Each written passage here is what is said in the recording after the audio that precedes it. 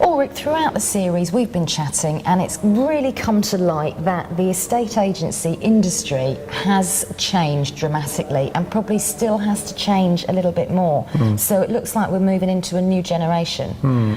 Explain a little bit to me about how you see the future for the estate agency industry now. Yeah, I think it's already the present. The real estate agent nowadays needs to be focusing on the seller, because it's the seller that has a problem that needs to be solved. Whereas in the past, you would be concentrating on the buyer. Exactly. Yeah.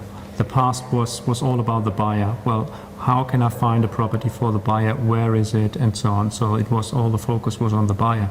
I don't want to say there shouldn't be any focus on the buyer nowadays, but it's the one that's really in problems is the seller.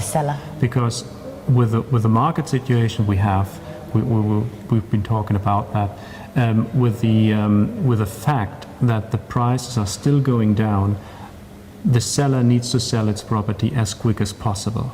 So, and that's where the real estate agent really need to be sharp on. The real estate agent needs to be a problem solver. He needs to be an advisor, a consultant for the seller. Needs to be able to put him or herself in the position of the seller and really see the problem through his or her eyes. That means networking. The real estate agent nowadays needs to be a networking person, really online, offline. He needs to be in permanent contact with the market. He needs to know what sells, what buys, who buys, and who are the other agents that can help him selling the property. Right. So that is a different focus now compared to what it used to be back in the past. Absolutely.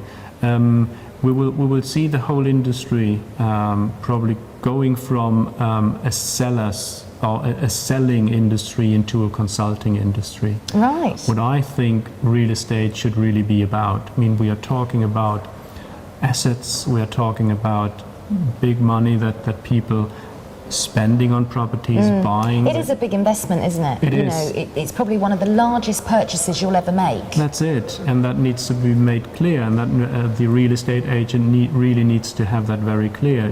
You're talking with people's whole savings. So, and when somebody sells a property, that's what it is all about.